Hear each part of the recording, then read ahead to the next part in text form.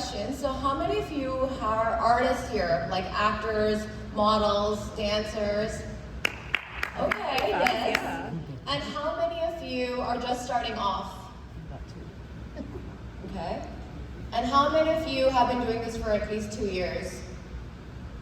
Okay, excellent. The questions that I want to pose for you right now is how many of you are truly making the world work for you as an artist? You see, as actors and artists, we are constantly striving to carve out our futures, our path, and find success on our own terms.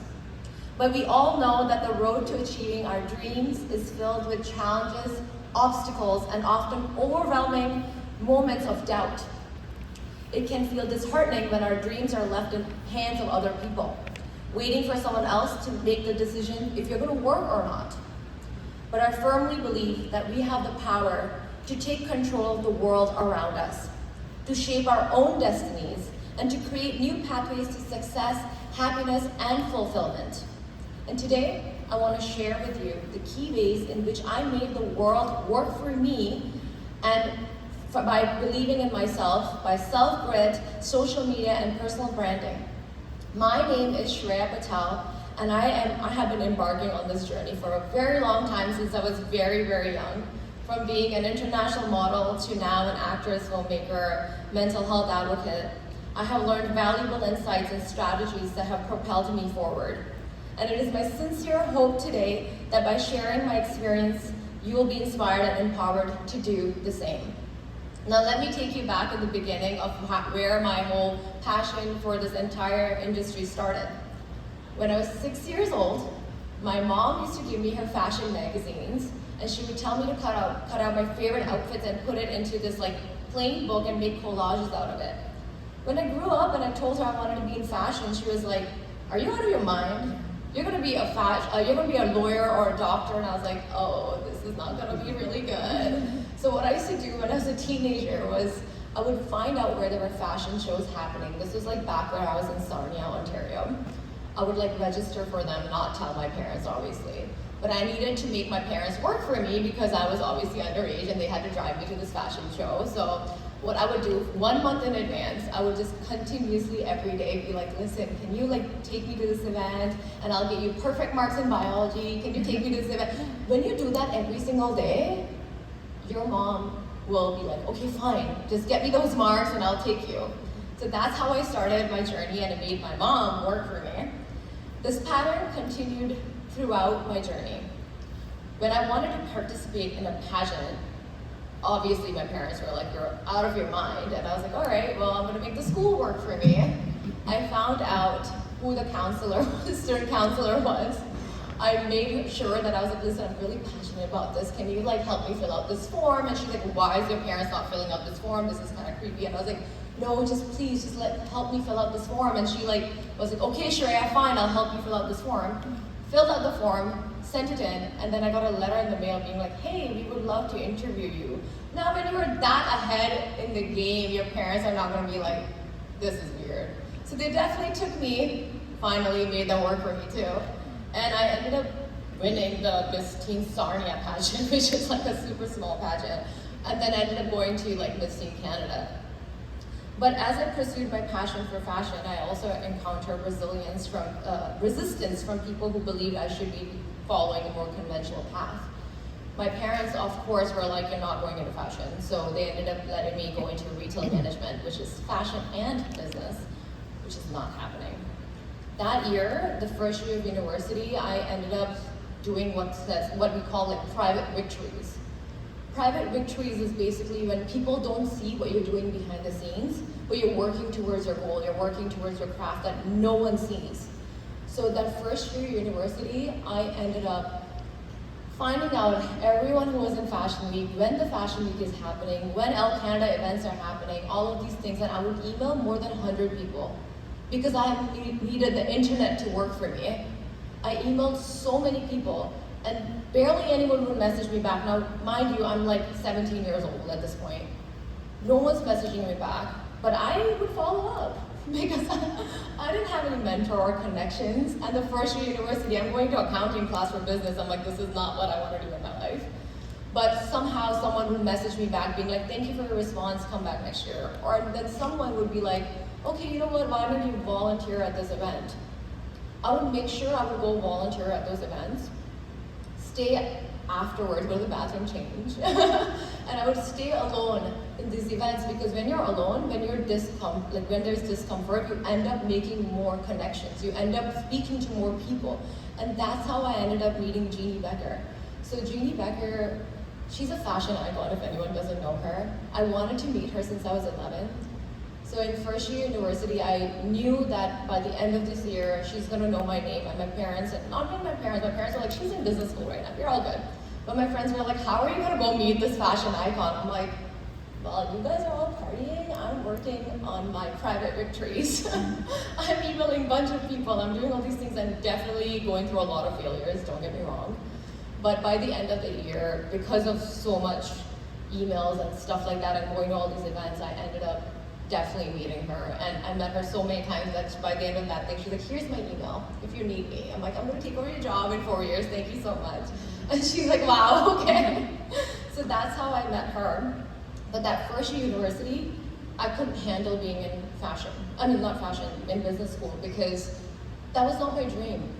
It was someone else's dream. And I know my parents meant well for me. We have to understand that when your parents are saying something, they mean really good for you. But I knew that I wanted to be in fashion, so I dropped out of university. And they were like, wow, so our daughter, you're immigrants, she's a loser, you're gonna get her a gas station.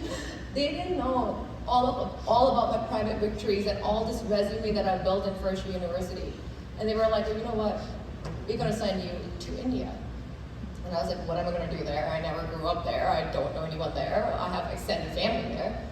But I was like, you know what, it's okay, I'm gonna make India work for me.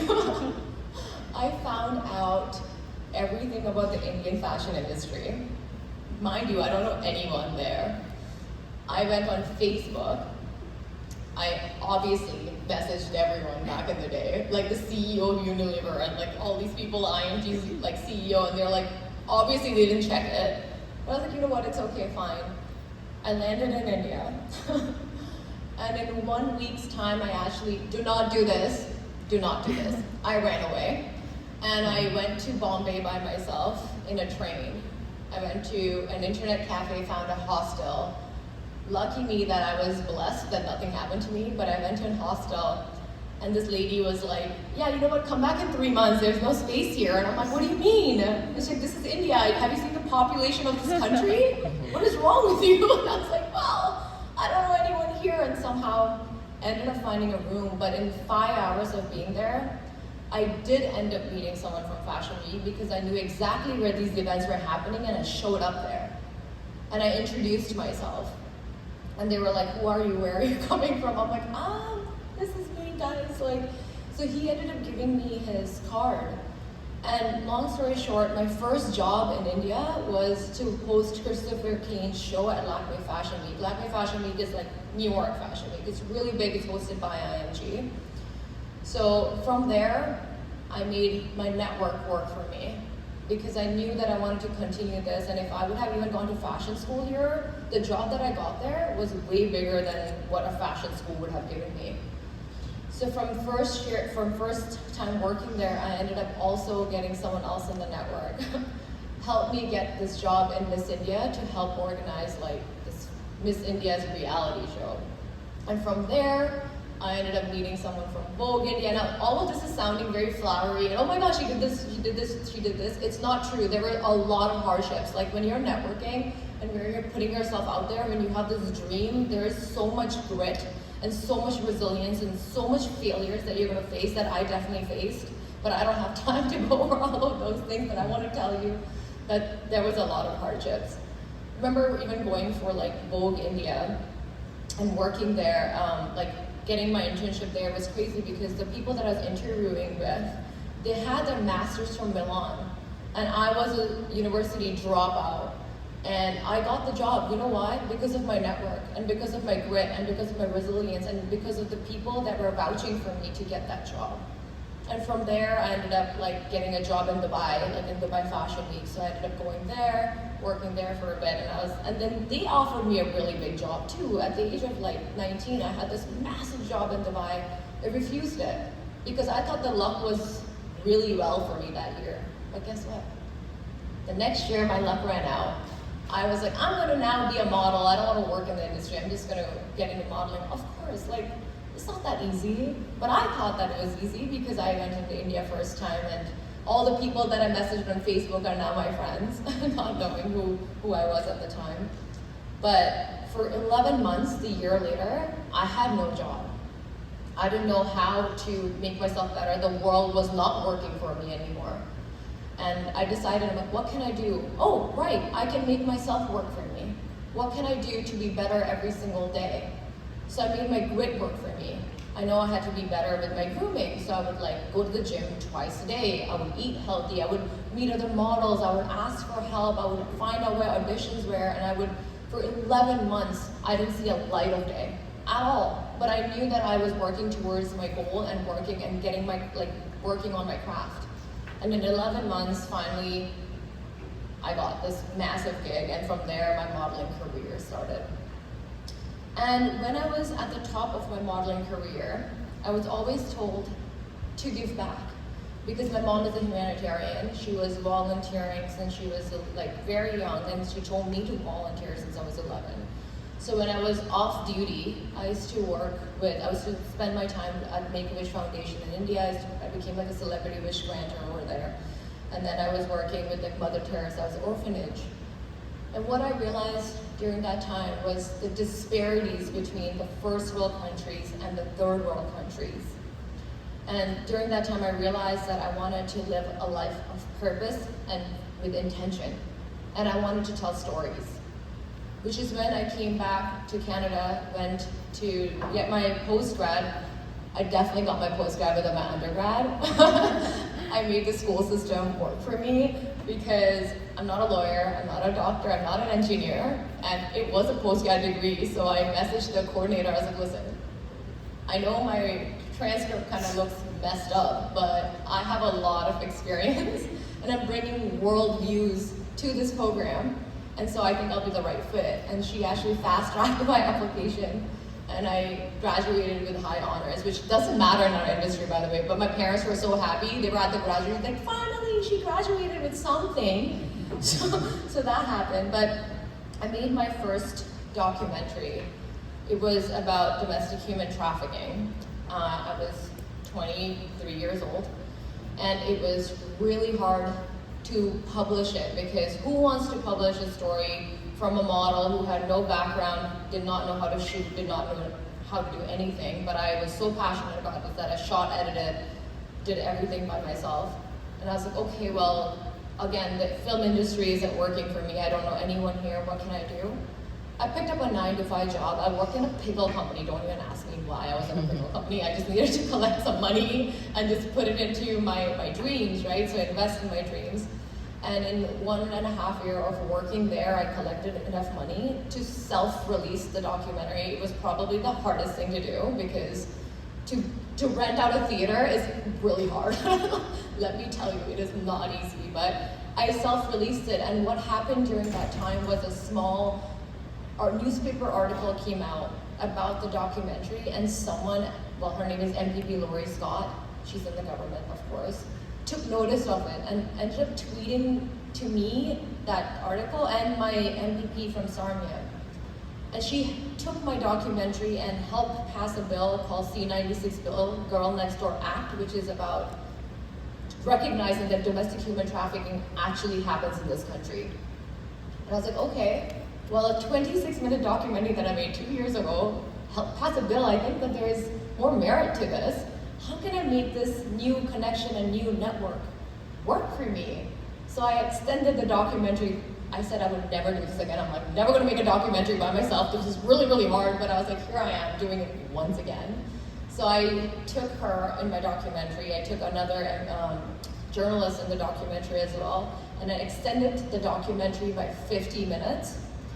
And that documentary did its own thing. In 2 years, by 2018, 2019, that documentary became an educational piece in Canada. Toronto International Film Festival found reviews about it, connected it to the Civic Action Summit, and they actually found me on Instagram, which we'll get to because I do want to talk to you about why social media can be very good for you and also can be detrimental to you, because I've gotten a lot of work from social media. So TIFF found reviews about it and messaged me on Instagram to get the film out. And Cameron Bailey, who is the TIFF's creative director, announced the film.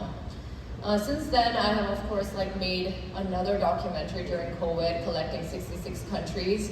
That also was the power of social media. When we were in COVID, sitting in my room in Sarnia, I made friends with over 100 people from around the world, because that's the power of social media. We cannot say that we don't have those connections anymore. We are able to connect with so many people, and that documentary was the closing film at the Munich Film Festival. And since then, of course, I think you might have heard in my bio that I also directed this documentary music video, which hit 1.2 million views. Again, the same thing, 7 countries were part of it. I directed the entire music video on Zoom. And we hired cinematographers from 7 different countries, and these people that I know I do see some South Asian folks here. I actually there were celebrities from each country, and in India there were some Bollywood celebrities like Jim Sharp and Bani